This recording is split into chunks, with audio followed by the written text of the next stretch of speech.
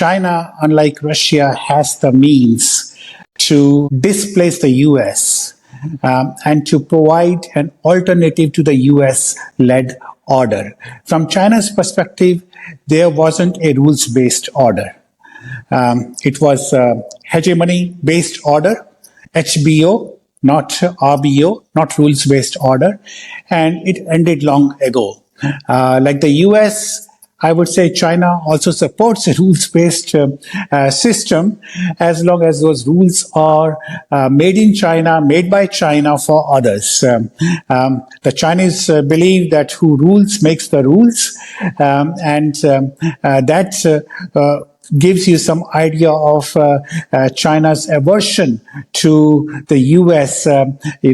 Attempts to maintain its dominance of the international order. The Chinese believe that the Western hegemony or Western dominance of the international order was an aberration over the last 200 years. The norm was Chinese dominance. The norm, from the Chinese perspective, was Chinese dominance.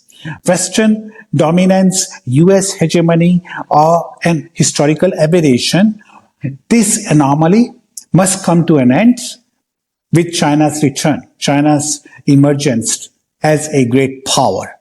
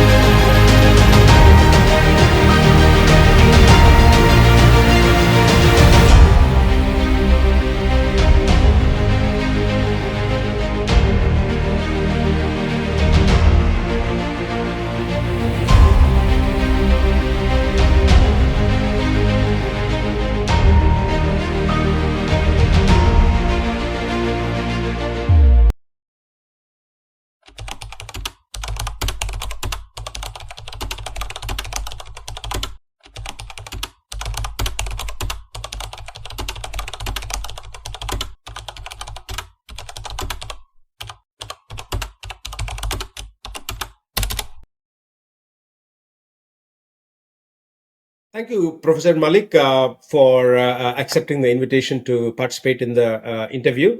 Really appreciate your cooperation. Let's begin. When you think of India in the eyes of the world, which is what the focus of this documentary is about, what are the 2 or 3 words that jump to your mind? India is now seen as on the move. That was not the case up until the last, middle of the last decade. India under Modi is seen as a nation that has maintained sustained economic progress, political stability, and is making huge investments in public infrastructure, science and technology, and his vision of a developed India. All this seems to have changed world's view of India as a soft, weak, and backward state to a dynamic power on the move. Okay, all right. Now, when you think of Mr. Modi as a person and as a prime minister, what are the 2 or 3 words that jump to your mind? He has provided strong leadership with a single-minded focus on changing India. So if Modi is re-elected, if he can stay in power and ensure economic growth for a long period of time, he may turn out to be India's Deng Xiaoping or Lee Kuan Yew. Okay. So now we cannot think of the present and the future unless we look at the past. So, if we were to look at the 10 years of the UPA period under Dr. Manmohan Singh, how would you evaluate India's foreign policy record under the UPA government? Well, the UPA government's sole achievement was the US India nuclear deal, but it was nullified by the passage of the nuclear liability law. The UPA government also failed to address Chinese border incursions and permitted the influx of cheap Chinese goods into the Indian market, damaging India's manufacturing sector. It was during the UPA government that the economic gap between China and India widened a great deal. When I published my book on China and India in 20, China's economy was 2 or 3 times the size of India's. And by the mid 2000s, 20, it was after a decade, China's economy was 5 times the size of India's. The UPA government has no idea that for China, economics is strategy and trade is continuation of war by other means. Beijing's only interest was in gaining access to India's vast market and not helping it industrialize. So China wanted India as an economic appendage, not as an economic competitor. This was a major miscalculation of the UPA government in terms of its attitude towards the US as well as China. The passage of nuclear liability law basically nullified any advantages India could have, accrued from that deal. And its attempts to improve ties with China did not work to India's advantage. Okay. Now, you have written extensively on China, so I'm going to ask you a series of questions on that subject. You have said that China brings India and America together. Can you explain that briefly? Yes, during the Cold War, India was aligned with the Soviet Union not because of any love for the Soviet communism, but because of the China factor, the need to countervail China. So India's geopolitical imperative has always been countering China. During the Cold War, it was the Soviet Union because US and China and Pakistan were aligned in one camp. So India was aligned with the Soviet Union. Now, in a strange twist of irony, the US security concern is the same as India's long-term geopolitical concern, that is China. So in that sense, China brings the US and India closer. Just as India and the Soviet Union came closer during the Cold War, in the post-Cold War world, China brings the US and India closer geopolitically. Okay. Now, in all likelihood, it's quite possible that President Trump may return back. And, we all know about his personality. So, how well do you think if Modi is also elected as Prime Minister and Mr. Trump comes back, how do you think Mr. Modi will be able to manage the mercurial Mr. Trump if both of them come back to power? Well, Trump and Modi shared a strong rapport. Bilateral relationship between India and the US blossomed, and I think the Quad also flourished under Trump. Trump especially admired India's, Australia's, and Japan's attempts to bolster their military capabilities to countervail, to deter China. Unlike Europeans, these Asian Pacific countries were spending more on defense. So I did not see any complaints from the previous Trump administration regarding India or Japan, lower defense spending. So that is not an issue. I also believe that over the last 4-5 years, India has become even more assertive and more proactive. It has carved out a bigger role for itself, especially in the Indian Ocean, as a security provider, as we see the Indian Navy's efforts to repulse, to counter piracy and Houthis' attacks on maritime shipping in and around the Red Sea area.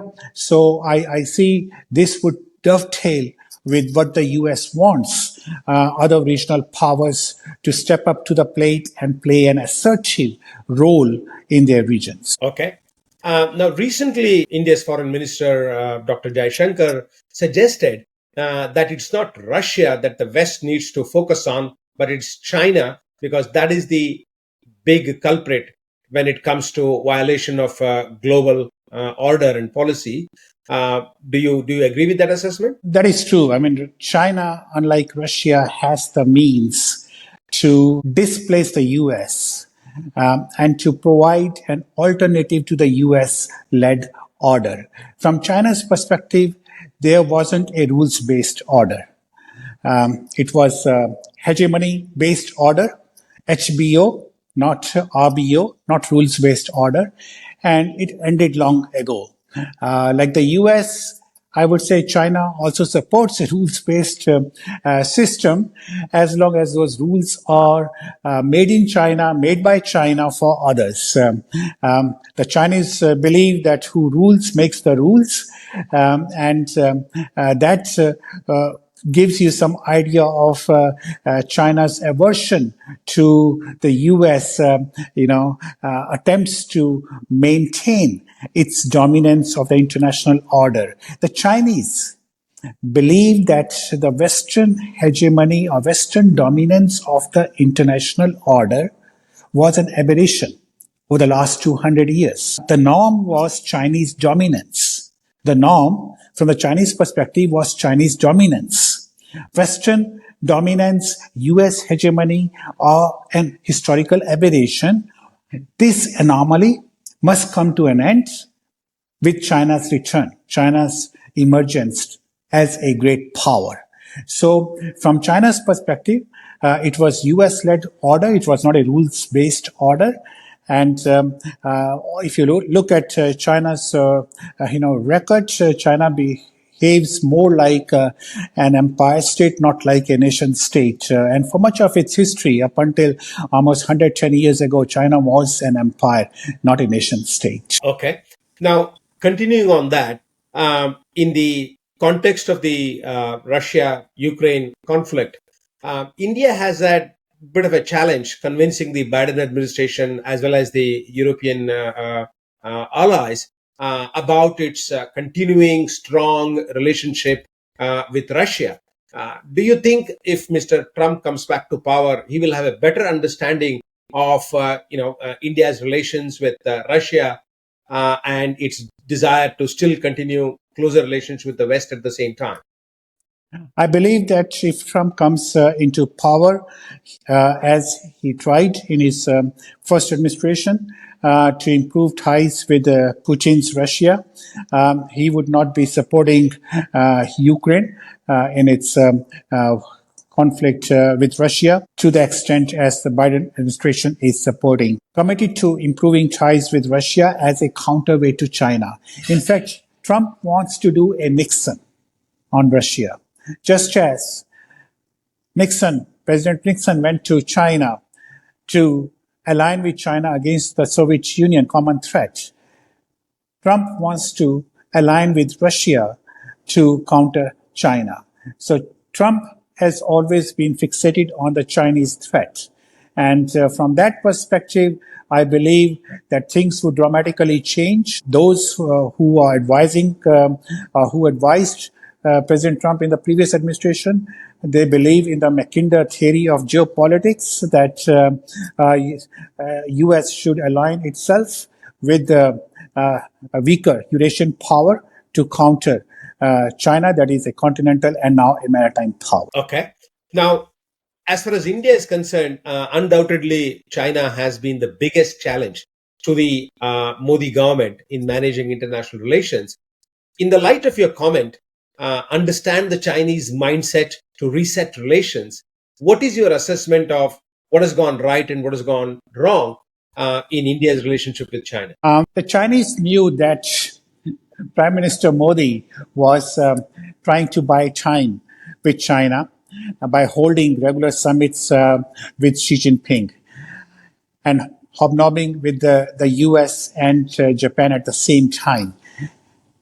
China was not willing to give India time and space to grow into a powerful competitor vis-a-vis China. That is why you see a series of incursions took place over the last decade, starting in 2013, 2014, 20. China has now made the LAC as hot, line of actual control with India as hot as India's line of control is with Pakistan. China has long pursued comprehensive containment, military, economic, and diplomatic containment to prevent India's rise as a peer competitor. China wants a Sino-centric unipolar Asia. As one old Chinese saying goes, there cannot be two suns in the sky, there cannot be two tigers on a mountain. India was wrong in pinning its hopes on China, abiding by its written commitments, and on Moshi Bonhomme.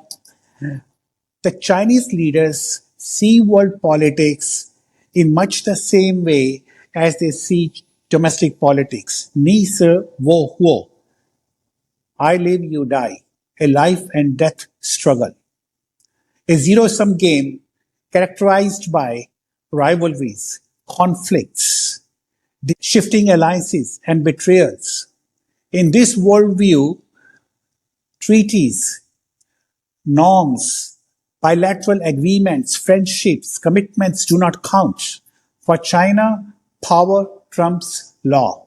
That is why you see a number of agreements, treaties and agreements are signed by the Chinese to buy time, to gain time until correlation of forces shifts in Beijing. So China signed a 17-point agreement with the Dalai Lama, the Panchshil agreement with India in the 50s, then non-proliferation treaties in the 80s and 90s, the law of the sea, the UN Convention on the Law of the Sea, and WTO commitments in the 1984 Sino-British Joint Declaration on Hong Kong, which is now characterized as a mere waste paper. That tells you China's attitude towards treaties, norms, and bilateral agreements and commitments. So India was wrong in pinning its hopes on China, abiding by those written agreements of 1993, 1996, and 2000, and not taking into account that as the balance of power shifts in China's favor, China will set aside those agreements and dictate its terms to India. Okay. So in that context, is it fair to say that India giving shelter to Dalai Lama, basically made China go berserk? Do you think India needs to do any course correction vis-a-vis Dalai Lama? Well, I don't think that India-China relations worsened because India gave shelter to the Dalai Lama. That is one reason, one factor, not the only factor.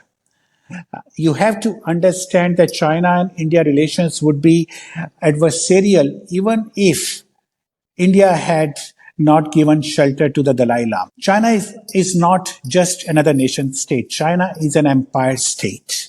Chinese history textbooks, I studied Chinese history in China in the early 80s. Chinese history textbooks teach strength leads to expansion and weakness to contraction. Historically, a prosperous and powerful China always engaged in territorial expansion, assimilation, and subjugation of its periphery. Core of Han China, successive dynasties sought to establish buffer states, tributaries on its periphery. So, China wants its neighbors to be respectful, impotent, and weak. China would prefer small, weak, subordinate states on its peripheries, and it distrusts strong, big, powerful states. So the big state syndrome comes into play in China-India relations. These are two continental powers. They want the same things at the same time. Both are rising powers. This has never happened in history. In the past, when China and India dominated, China dominated East Asia, India dominated South Asia, they were separated. by Tibet. Not anymore. This is the first time in history you have two Asian giants rising economically, militarily, becoming more powerful and competing with each other in the same continent with disputed boundaries in this and carving out sphere of influence. So peace, even if Tibet issue is resolved, even if the Dalai Lama goes back to Tibet, China would not stop balancing, countervailing, containing China. That's my answer. Okay. Now, there's been quite a bit of critical commentary in the media, Indian media about what happened just after India's independence in relation to, the Security Council seat. There is a commentary that, India actually batted for China rather than batting for itself. And the subsequent, Hindi Chini Bhai Bhai, Panchashil Agreement, and others by Mr. Nehru were basically completely rebuffed, resulting in the 1962 bloody war. So, do you think the political leaders of India just after independence committed some historical blunders that has led us to this situation? Several blunders were made by the post-independence leadership. This was a direct consequence of Prime Minister Nehru running the country's foreign policy and not paying any heed to other counter viewpoints that were at that time outlined by some very powerful Congress party leaders and in the opposition. So there is no doubt that India championing China's case for UN Security Council membership even after the 1962 war.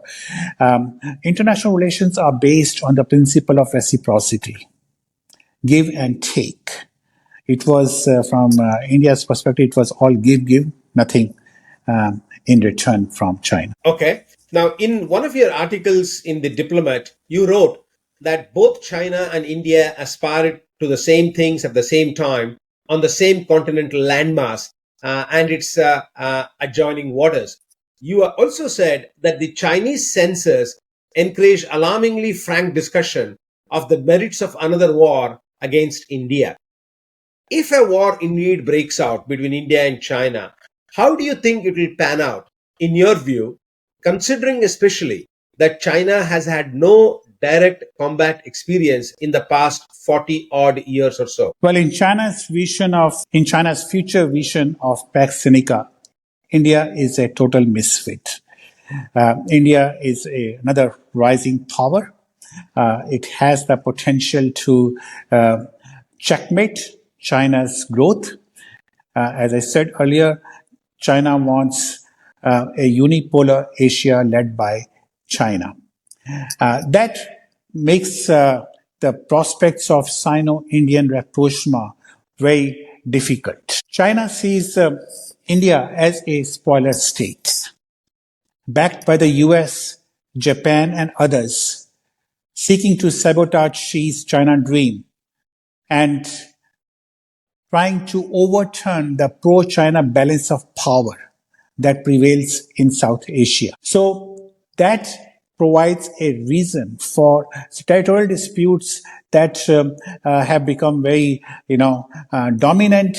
They have long been dormant in the past. They are symbolic of the competition between China and India. There is a Cold War that's going on between China and India at the regional level.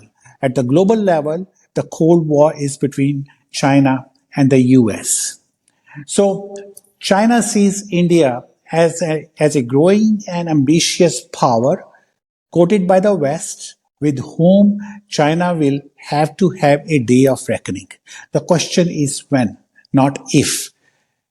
Salami slicing, push and shove, elbow bashing, fist fights will continue until they erupt into a major conflict. China wants Delhi's capitulation, surrender on Beijing's terms to achieve China's great power goals. Believing the US is in decline, China is laying down new markers, drawing new lines, all around its periphery in the land, water, air, sand, and snow.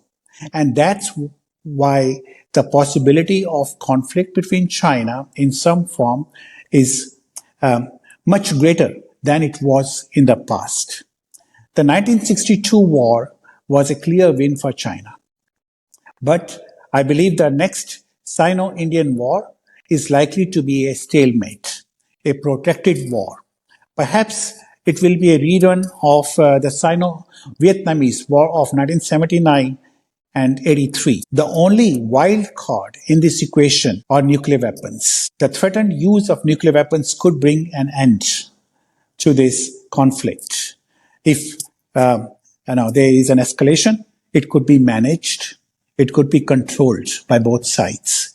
But I believe that the outcome of the next China-India conflict will be very different from the 1962 conflict. Okay. Mm-hmm. Now, there is no doubt that militarily and economically, China is far, far ahead of India. But when it comes to warfare, it's not necessarily your technological might that matters, which we know from our experience with Vietnam, Afghanistan, Iraq. It's not just the military strength, it's boots on the ground and what happens on the day-to-day basis on the battleground. Considering that India has tremendous experience in managing its borders at very high altitudes like Siachen Glacier, do you think China will fall short and give competitive advantage to India as far as direct combat experience at high altitude is concerned? China may not have a battle-trained, battle-tested military as India has, but China has an advantage over India in terms of weaponry, technology, and numbers. China already has the largest navy in the world. Numbers may not matter in wartime because the quality of weapons technology and tactics come into play. These are decisive in determining the outcome of conflicts, technology and tactics. But in peacetime, of course, numbers do change perceptions about the changing shift in the balance of power and in changing alignments, relationships. So China has played the numbers game to its advantage in that sense. But I would, as I said before, India may have a battle-tested military, and China may not have gone to war in a direct combat since the 19th. But Chinese military is a formidable machine. Numbers, technology, weapons, quantity has a quality of its own, and it will be a different type of conflict from the 1962 war. There will be no clear winner, so the outcome would be very different if a conflict does erupt between India and China, God forbid. Okay, but so far you think Modi government has handled this delicate issue in a very mature way, not yielding, at the same time not provoking the bigger neighbor either? Not in the initial stages. In mid-22 clashes, India made a number of tactical and strategic mistakes in the Ladakh region. But since then, maintaining a tough posture, not giving in to China, and repulsing any other moves at nibbling of territory between China and India. So the Modi government has done well, but a number of tactical and strategic mistakes were made by the Modi government in 2020 when the clashes took place, and even later in August and September. Okay. Now, at the end of the day, it's your economic strength that determines your international image and standing, isn't it? And you've written a book on China's now decade-old or Belt and Road Initiative. How do you see India's recent initiatives on India, Middle East, Europe economic corridor against BRI? Well, I see India, Middle East, Europe economic corridor as a revival of the ancient India, Arab, Europe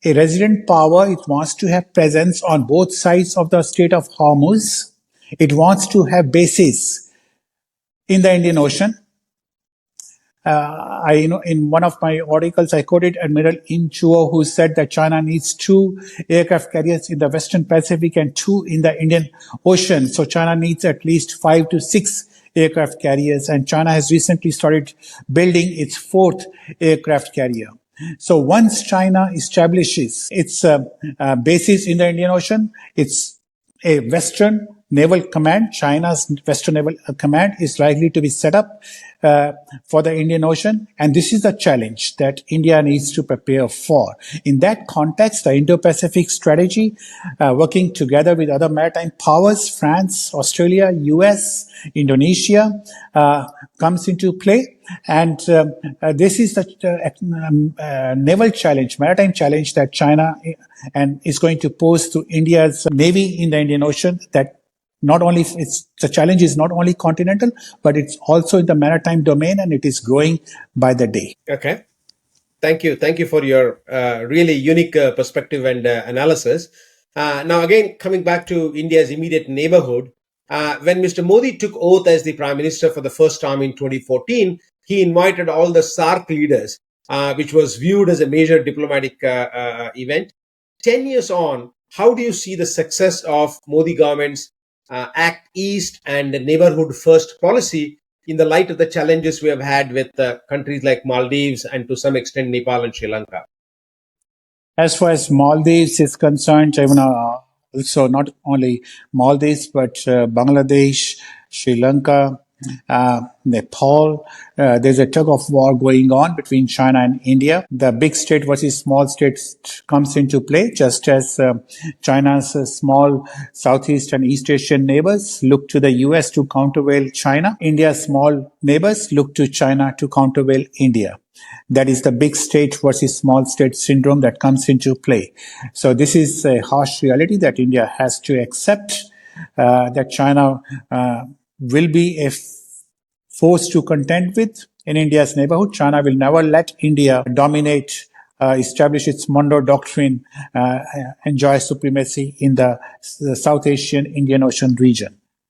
So China's footprint, economic and military footprint, is going to increase, and these small states are going to play ball with India. There'll be times when they pay respect to India's interests. There'll be times, depending upon domestic politics, where they completely disregard, as Maldives is doing, and play ball with China.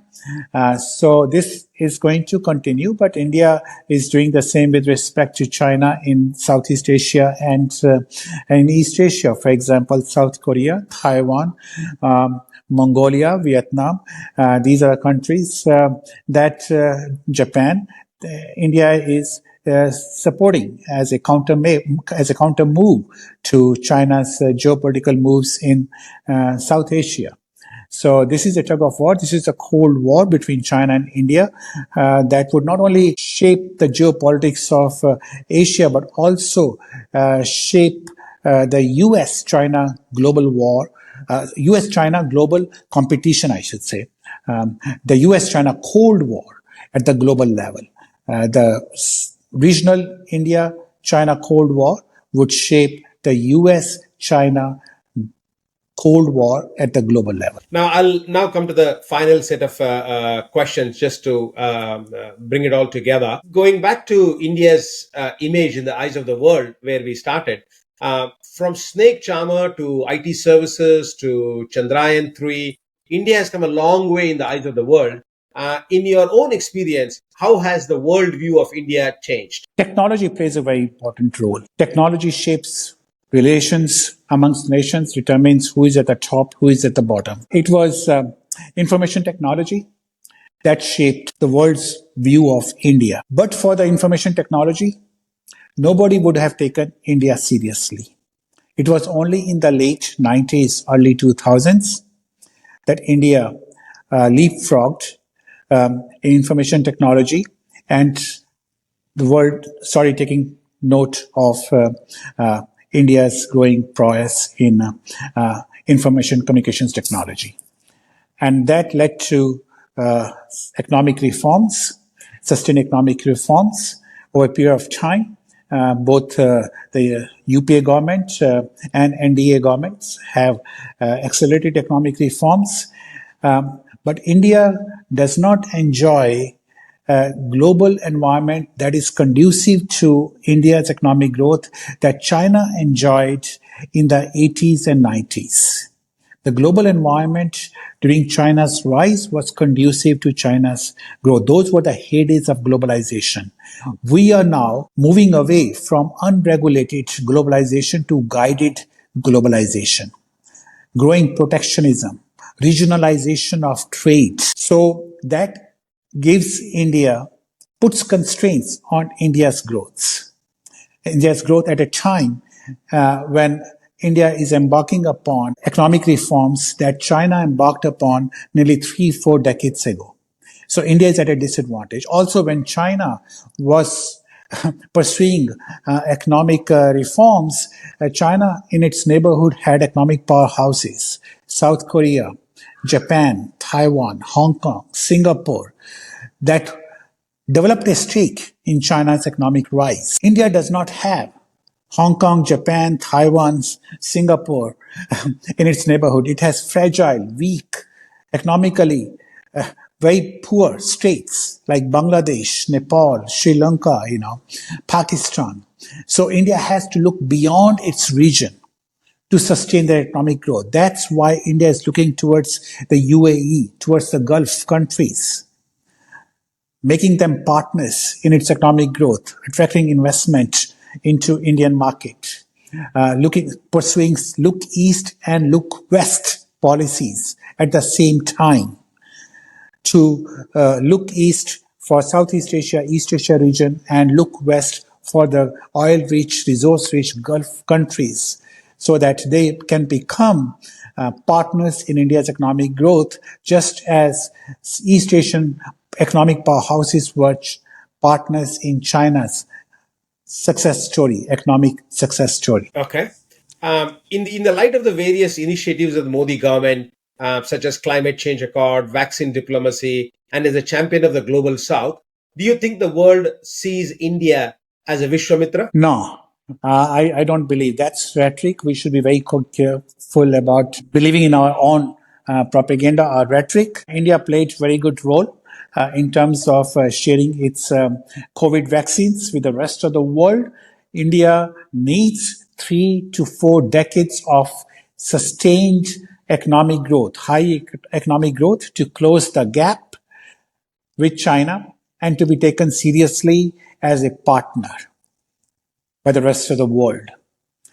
So I would say that this plays well with the domestic audience, the concept of Vishwamitra or Vishwaguru, but we should not delude ourselves. India has still a long way to go economically, socially, militarily. India still buys 60-65% of its weaponry from Russia, and the other comes 20% comes from Israel, France, US. So India needs to embark upon full-scale industrialization. India needs to raise the manufacturing sector's share from 17% to 25 to 30. Without manufacturing, without industrialization, India cannot emerge as an economic power center in its own right, as an independent pole in a multipolar world. So we should not delude ourselves into believing this rhetoric, which is very much I see as part of political discourse by the ruling party in India. But India is not there yet. India has made good progress over the last 2 decades, but India still needs a long way to go. So India should follow Deng Xiaoping's advice of hide your strength, bide your time. Mm-hmm. So, do you think India will ever get the permanent membership of the UN Security Council? Something that it's rightly due? I wrote an article in World Policy Journal I said that the sole obstacle to UN Security Council reforms is now China. And that was almost 20 years ago. And that's now everybody is talking about it. that yes, it's not the US anymore, it's not Russia, it's not France and Britain. China does not want the UN Security Council to be expanded to include India. So I do not believe that UN Security Council is going to be reformed in the near future. International institutions, if they do not reform themselves, they fall by the wayside. That's what happened to the League of Nations. Or a cataclysmic event takes place, a major power conflict that leads to the formation of new institutions. Short of a major event that leads to change in China's relations with India, I do not believe that China would want to see another Asian power becoming a permanent member of the UN Security Council. Okay. All right. Final question. After the elections in May, what would be your advice to the next Indian government, to play its role as a global player? I would not advise very activist diplomacy. Yes, providing vaccines, providing disaster relief, anti-piracy operations. If they impinge upon India's national security interests in its neighborhood, I would not pursue very active diplomacy and focus on getting India's domestic house in order. Social economic cleavages, economic inequality, social cohesion, taking everybody along in India, so getting the Indian people's buy-in for economic reforms, political reforms, police reforms, to shed the image of India being a soft state, improving governance, and long-term industrialization, opening up the sector to competitiveness, foreign competition, inviting more foreign direct investment, and building new cities. India needs large-scale urbanization. India needs to follow China's example and set up 30 to 40 new cities, make living conditions livable in India's cities. Urban reforms, urbanization, industrialization, manufacturing, industrialization is going to play a very important role in that. So I would say that India needs to focus more on its own house, getting its own house in order, and that should be the sole attention, not playing an activist diplomatic role in world affairs, unless they have a direct consequence for India's national interests. Okay. Thank you, Professor Malik. You have really given us some very unique and critical insights, particularly in relation to the India-China dynamics, because obviously you have observed these two powers, for a long, long time, and that long-term perspective itself is a very useful tool going forward. So, thank you very much for your inputs. Really appreciate it. Thank you.